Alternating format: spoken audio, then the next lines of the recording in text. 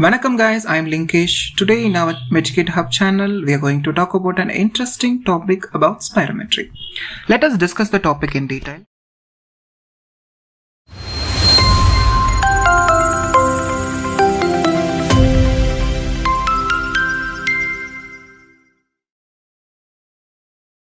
First, we'll see about introduction, lung volumes and capacities, ATS and ERS guidelines, normal and abnormal graphs, indication, contraindication, acceptability and repeatability criteria, and severity. In severity, we'll see about asthma and COPD in obstructive patients. So first we'll go about introduction. Spiro is to breathe and metry is to measure. In 1846 by John Hutchinson it was invented, and the scientific name of the spirometry is your pneumotachometer. In spirometry we can't determine your FRC and residual volume, your functional residual capacity and your residual volume, but in body box you can determine. You know why in spirometry we can't determine FRC and RV? Because in your FRC and RV we know that it is a expired after expiration, the remaining air which is present in your lungs, which is called as your FRC, based on your capacity, and volume is the amount of air which is remaining after expiration. So this air which is remain after the expiration we can't determine in your spirometry, but in body box, your plethysmography you can determine. You know, the shutters will be given in between your doing a body box. By that we can determine your FRC and RV. So next about lung volumes and capacities. You know, this lung volumes and capacities we have in lung volumes we have tidal volume, IRV, inspiratory residual volume, and expiratory reserve volume, and residual volume. So in tidal volume, you know, the amount of air which is inspired and expired during a normal respiration, which is your normal tidal volume is 500 ml. But each patient will not set the 500 ml, because based upon the patient's IBW and height and weight will determine tidal volume when it comes to a ventilator. So when it comes to IRV, your inspirated reserve volume, which is 3100 ml. So this is actually a maximum amount of air which is inspired above the tidal volume. Same way expirated reserve volume, ERV, is your expired above tidal volume. That's it. Next, when it comes to residual volume, the amount of air which is remaining in lungs after a forceful expiration is known as your residual volume, and which is 1200 ml. So next we'll go about capacities. You have in capacities you have inspiratory capacity and expiratory capacity, and functional residual capacity, vital capacity, and total lung capacity. So in inspiratory capacity you have IRV plus TV is your tidal volume plus IRV is your inspiratory capacity. In EC, your expiratory capacity, you have ERV plus TV. In FRC you have ERV plus RV. In VC you have tidal volume, IRV plus ERV. And TLC you have IRV, ERV plus TV. By that you can by this formula you can easily understand about the concepts of capacities. So in inspiratory capacity and your IRV, it's like almost common. The only thing which is added here is your tidal volume. Same way in your expiratory capacity under your ERV is common. The only thing added here is your tidal volume. In functional residual capacity, your expiratory reserve volume plus your residual volume is combined here. And vital capacity is all of your tidal volume, your IRV and ERV will be your vital capacity, and your TLC will be your, so already the total lung capacity is just an volume of air which is remaining in lungs after a maximum inspiration. So next go about the graph which is mentioned here, which shows about inspiratory capacity, FRC, IRV, tidal volume, ERV and RV. So see, this is your resting expiratory level, your normal expiratory level you think. From that above, inspiration and expiration will be your tidal volume, which is your 500 ml. Tidal volume, from the above tidal volume, if you're inspiring in the sense, it is your IRV. In that, from your resting expiratory level to your IRV is your inspiratory capacity. And next comes to, here it is your tidal volume. From tidal volume, from the resting expiratory level, you are expiring in the sense, it is ERV. And your residual volume. After expiration, the remaining air which will be your residual volume, right?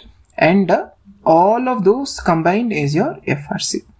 Next comes to maximum exhalation, you can see here, right? This is your expirated residual volume. So volume. Next, when it comes to vital capacity, all of your IRV plus tidal volume plus ERV, I mentioned the formula, right? All of those combined together get your vital capacity. And the entire graph which shows is your total lung capacity, which is your 6000 ml. So here you can get an idea about total lung capacity is your inspiratory, tidal volume, expiratory and residual volume. And these two combine to get an inspiratory capacity. And this ERV plus RV you can get a functional residual capacity. And here you see your vital capacity is all of those three, and your residual volume is nothing but residual volume. The only thing is the remaining air which is present in your lungs. So next we'll go about spirometry performance standards of the American Thoracic Society, your ATS, and DRS, your European Respiratory Society Task Force. So, in your spirometry report, you can get this volume like that. Okay, at the end of your report, you'll get like this. So, and the accuracy it's mentioned here, and the back pressures we have. And whichever is the greater, FVV1, forced vital capacity in 1 second, and FVC is your forced vital capacity, and MVV, maximum voluntary ventilation. But this will be not, while interpreting, we'll not use this maximal voluntary ventilation, but we'll mainly check about your FEV1, FVC, and FEV1 by FVC. So which is identified as a percentage thing. Like this 3%, no, like that it has to be 90% or 80% we'll find. And PEF, your peak expiratory flow. So in a spirometry graph, I'll mention you about this peak expiratory flow. And vital capacity in your spirometry, it will be normally mentioned there. So this is your normal spirometry graph. So in this normal, you can see here, you can get a normal spirometry graph in your flow and volume graph. Okay. For example, this patient start at 5th. Okay. So like, for example, it is like 5th, it is mentioned, started, and it's gone up to 8 flow. And volume, okay, volume is 5 liters, and the flow will be 8 liters per second. So you can see the normal graph which is presented here. From the normal, just the graph is just concise, you can get an idea about restrictive. Normal graph, you see how much big it is, but in restrictive, the only thing is same way, the graph looks like same thing, but the thing is it's just shortened from the normal. And in obstructive, you can get just bending, you see, this is the idea you can get in your obstruction graph. So you can get an idea about normal, obstructive and restrictive. Next, this is your normal graph of your spirometry. So I already told you about FVC and FEV1, right? This is your forced expiratory volume in 1 second. Here you see FEV1 and 0.5 seconds here. So for example, this graph should be start from the 0. It should not start from 1 second or 2 seconds, right? So volume time graph you can get by 0. You should start certainly forcefully except for 6 seconds or 4 seconds based on the patient side. So this is your normal spirometry graph. So FVVF is your forced expiratory flow, which is 25% and 75%. In between you get an 50%. And this is your PEF. I told you about, right? The graph which shows your peak expiratory flow, which is your PEF. This is your peak expiratory flow. This will be determined based upon your patient has any obstructive like small airway diseases, and PEF will not that much determine because we don't go that much about inspiratory side. We are only just get an idea about expiratory side. Okay. Then comes to a normal abnormal graph in your volume time graph. Okay. Before it is pressure, right? Now it is a volume time graph. See the graph which is very neat and going. Okay. So in your FEV1, it starts right within 1 second. It started. You see, it start from 0. It's good. And the FEV1 is the first second. It start and go up to the FVC function. So forced vital capacity. So you see your normal curve. And in your obstructive, as I said, in obstructives, just the bending will be different. Same way here you see the blend. It's just like almost straight curve. As I said, the restrictive from the normal graph, the graph will be concise here. You can see both are like alike. The only thing is it's broad and it is very just short. That's it. And this one is just straight, almost straight curve and just changing into the shape. Same way here. Okay. This both are same. Your restrictive and normals are same. The only thing is it's shortened compared to your normal graph. And this thing is almost like straight and just bending here. So I think this will be easy. Diagnosing an airway obstruction by just looking at shape of the flow volume. Okay, this is your flow and volume graph. Before I mentioned about volume and time graph. This is your flow volume graph. See, this is your obstruction. So actually this is an obstructive graph. Entire graph is about obstruction. Don't go about the inspiratory side, which will not get on any idea, because in spirometry we are just tell the patient to expire, right? So you just here, you see here, it's mild, right? Mild bending, and moderate, just little bit bending compared to your mild, and severe, you see it's like very much bended here. It's an almost most curve which is present here by looking into a graph. So this graph is about an obstructive disease. I will not, there is nothing about an asthma or COPD. You just get an idea about it's an COPD. It can be asthma. That is the only thing we can get it. So further diagnostic tools can be identified. Is it asthma or a COPD? So let's come to a restrictive lung graph. So both FEV1 and FVC values are low. So when get an interpret, by the time you can get this FEV1 and FVC will be low, and FEV1 FVC ratio will be more than 80%. So why FEV1 by FVC ratio is more than 80% in the sense, because there is nothing difference in your graph, right? The only thing is it's just shortened from the normal graph. That's it. But when it comes to obstructive, your FEV1 by FVC ratio will be less than 80% and the FVC will be low. But in restrictive, it will be opposite. So looks like a mini normal graph. That's it. The thing is, it's normal, right? This one, the pointed dotted one is normal and this one is a restrictive. Same way, this dotted one is your normal and this one is your restrictive. So in restrictive, you have type of restrictive diseases like interstitial lung disease, ILDs, and pleural fibrosis, thickening, kyphoscoliosis. Either it can be kyphosis or scoliosis, just your shrunken sternum and widened sternum you mentioned, right? So next goes into indication and contraindication. So this indication and contraindications are very much important when it comes to spirometry. So without your indication, you will not start with a spirometry machine, and without contraindication, you should not do the patient for a certain kind of things. You should not perform a spirometry. And it comes to an indication. So it's just to identify and quantify changes in pulmonary function. So you have to find how the pulmonary function is going on, and also it is based upon, it's not just a diagnostic tool, it is also about a therapeutic tool for just to evaluate the quantify. So how much this works to a patient who is on COPD, asthma, whoever it is. It can be ILD or a restrictive type anywhere. So, and epidemiological surveillance for pulmonary diseases. So, there are research which is going on when it comes to spirometry. So, based on these diseases, how can we perform the test and what can be the treatment? To determine it, we are using the spirometry. To access patients for post-operative pulmonary complications. The patient who is actually after the surgery will perform a PFT to check in lung, how is his or her lung function is getting good or not. There are some thoracic surgeries, like even transplant surgeries will do, right? After that, if we perform a lung function test, use spirometry, so then we go, then we got to know, okay, his lung is all right. So to get an idea, we are using a spirometry after a post-operative pulmonary complications. So contraindications like a patient on hemoptysis. You know what is hemoptysis, right? Hemoptysis is like the vomiting of blood, and pneumothorax, the air which is present in your pleural cavity. So if you have already the negative pressure which is totally compressing your lungs, and if you perform an exhalation that much, so what happened? So already it is compressing your lungs. If you try to more to exhale, because in spirometry we tell the patient as much as possible you should expel, right? So if you do that, and it will cause a collapsing of your alveoli. So it is very bad. So don't try to perform if a patient has pneumothorax.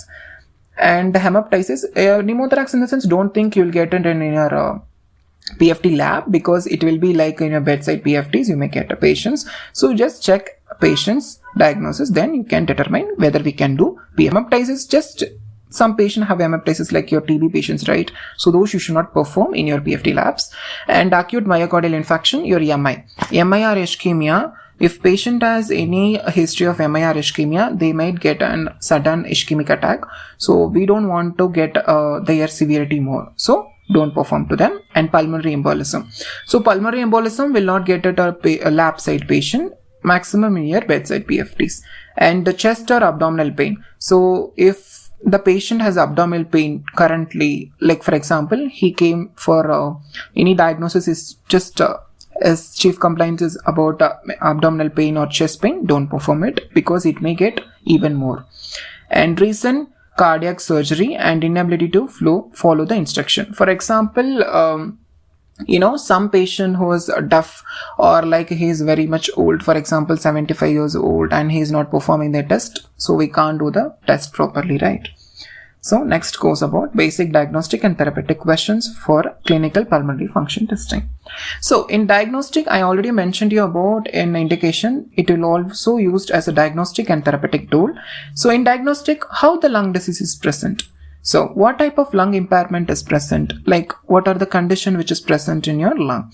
And what are the degree of impairment? In the sense, I told you about obstruction. We don't know it is mild, moderate or severe. Based on that, we'll give your triple therapy. For example, in a COPD, we'll give triple therapy, right?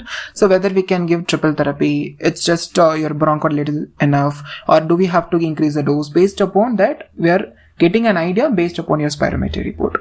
And in what is the degree of lung impairment is your more than one type of lung impairment is present, or multiple lung disease can be separated. So those we have to get an idea by your spirometry, just by a diagnostic tool.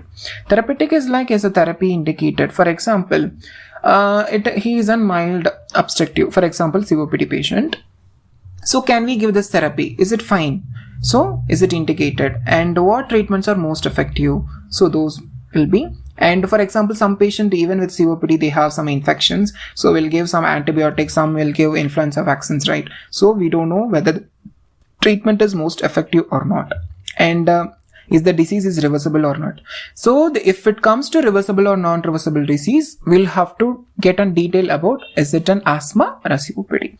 So, the reversible disease and irreversible disease, that one we'll discuss later in our upcoming videos.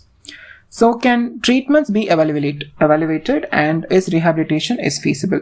In comes to rehabilitation, we also use these PFTs, because when it comes to rehabilitation, so we can get an idea about how the lung volume or a capacity of the patient is present. Is he getting better or not? Next, we'll come about acceptability and repeatability criteria. So in acceptability and repeatability criteria, so if patient has pulmonary tuberculosis, acute myocardial infarction within 1 week, brain surgery within 4 weeks, or eye surgery.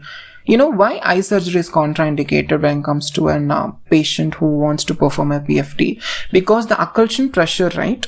Occlusion pressure, your thoracic pressure, abdominal pressure, all of the pressure has to be in the normal. If it's too high, and if you're performing the test and if you get fatigue, it worsens the patient condition.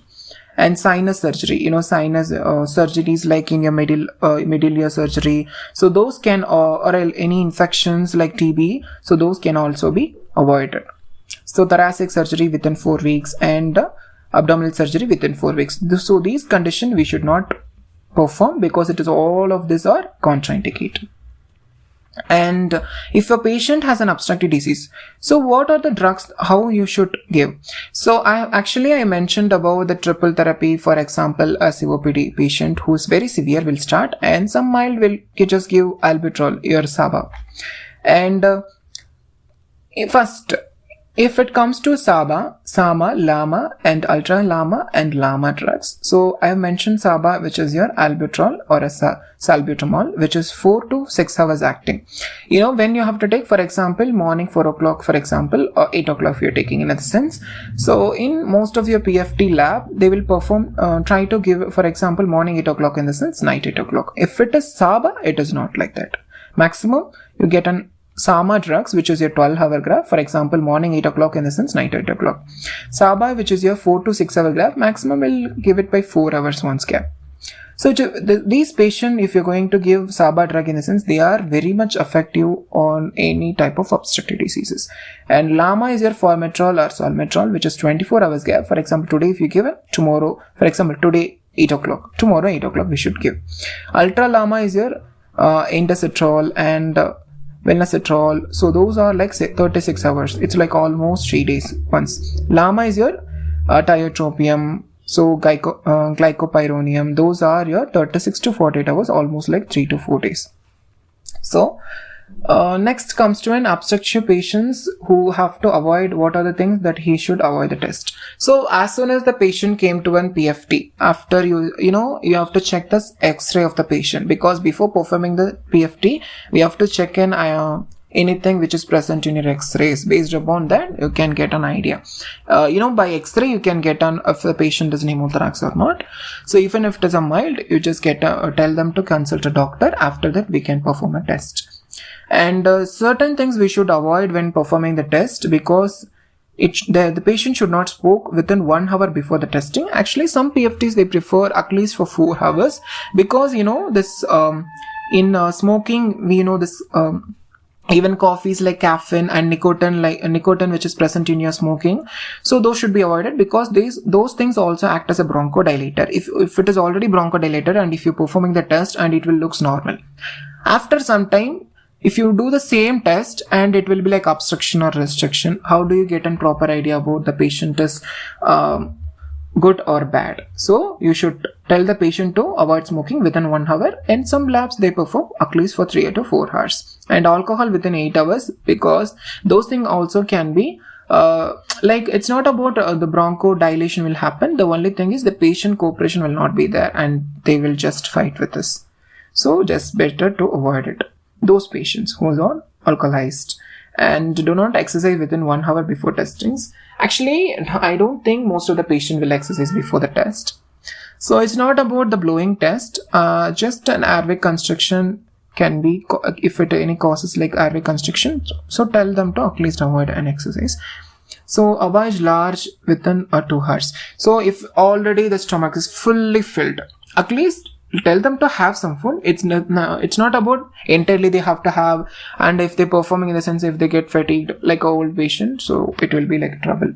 And do not take your medications for asthma and COPD. If he is like a routine checkup, for example 6 months or 4 months gap, tell them to avoid their medications like SABA or LAMA drugs, because if you already use the medications same like your nicotine effect, the bronchodilator effect will be there, and if you do perform the test, you will not get a proper idea how is the patient is recovering or not. And if you are at BP and your high HD diabetic mellitus and the other illness, please take these medications, because if he is a diabetic, he has to take his insulin pump injections, those things, and BP medications also he should take, because this BP hypertension patient, if they're not taking anything, or like a hypotensive patients, if you're telling to them to blow, and they may get suddenly they'll get fell down, because it is a little bit effective process. And when it comes to reversibility criteria, here the calculation doesn't mean you have to every time you have to calculate. It is just an idea about bronchodilator response is there or not. So here a change of more than 10% is considered significant BDR response. BDR is a bronchodilator response. So for adults, we'll actually think at least 12% change and 200 ml change when it comes to end report.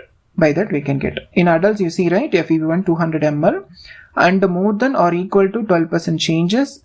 So by that we'll get, is it reversibility so or not. So next we'll go about and severity of pulmonary impairment based on percentage of predicted normal values. So degree of impairment, if it is normal, mild, moderately severe, severe or very severe.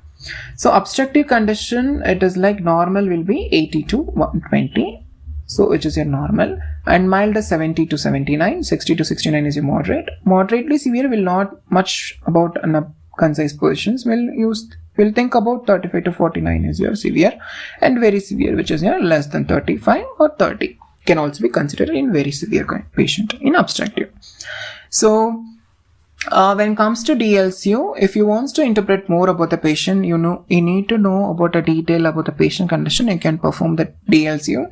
So in upcoming sessions, we'll take about DLCU, which will get an idea about how to interpret a patient with spirometry and DLCU, even with IOS and DLCU.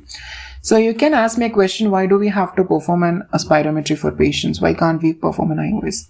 IOS is a very simple method that we can perform to every patient if he's very old or very like a small baby. Like small baby doesn't mean like 1 year. It's like almost a 3 to 4, at least a 6-year-old patient. So DLCU interpretation we'll discuss about later in our upcoming sessions. I hope you guys found this video informative and interesting. We do have a blog channel link in the description. Thanks for watching. If you like this video, be sure to subscribe and hit the notification bell for more updates.